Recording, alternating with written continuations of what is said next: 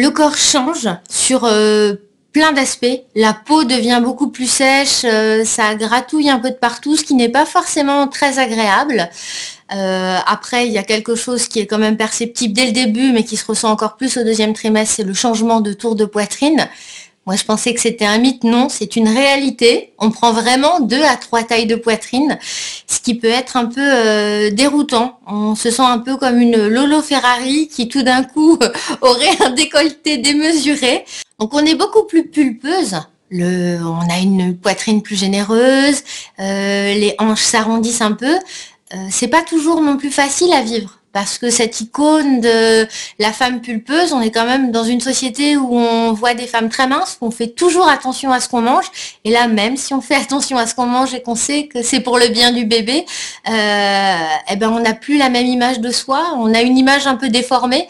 Après, on s'y habitue. Et puis, c'est pas désagréable d'avoir un joli décolleté dans une petite robe. On change ses vêtements, on change ses habitudes et puis on apprend à vivre différemment et puis on se dit que de toute façon c'est pour la plus belle des choses puisque c'est pour avoir un bébé. Ah, les nausées, hein. Alors il paraît que 40% seulement des femmes enceintes sont touchées par les nausées. Pas de bol, je suis dans les 40%. Il paraît que pour la majorité des femmes ça s'arrête au 3e mois. Pas de bol pour moi, ça continue. Bon, voilà. Après, les petits trucs et astuces, la plupart des femmes ont des nausées le matin. Il faut essayer de manger tout de suite pour combler un peu cette espèce de vide qui va provoquer des nausées, voire des vomissements.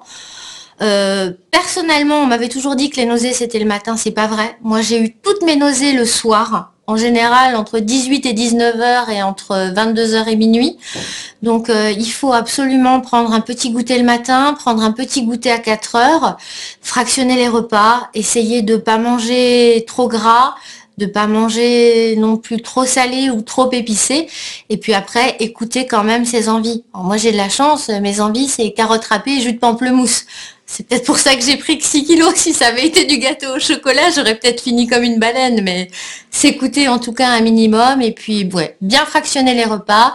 Manger un petit peu plus acide peut-être. Boire beaucoup d'eau. Et puis surtout continuer à bouger. Faire du sport, marcher et pas s'arrêter parce que sinon on cogite toute la journée et puis on pense qu'on va être malade. Donc voilà. S'écouter mais pas trop non plus. On n'est pas malade, on est juste enceinte. Alors j'ai peut-être de la chance, mais du coup je la vis très bien.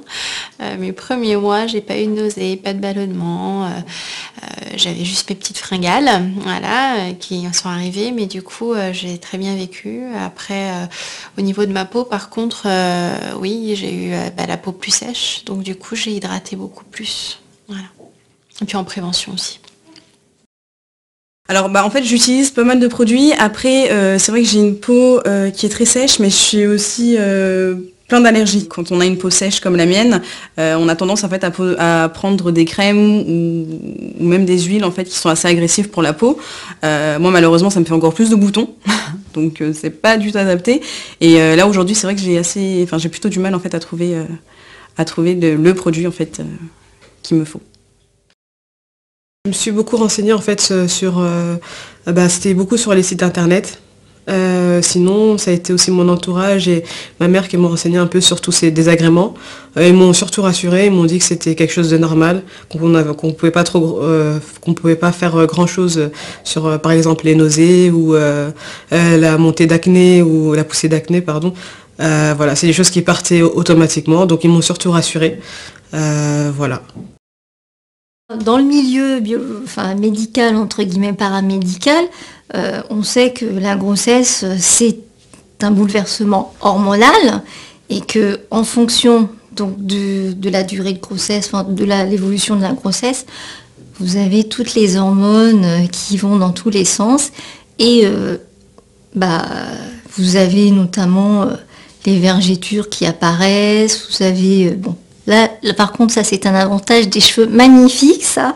Par contre, effectivement.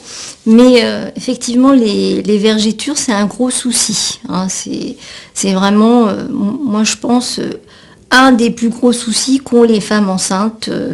Moi, ce que je conseillerais, c'est quand même, dès que vous sentez en fait que votre peau tiraille, ou enfin moi c'est mon expérience personnelle, hein, c'est d'avoir mis de la crème dès que mon petit ventre s'est arrondi et j'ai pas eu de vergeture.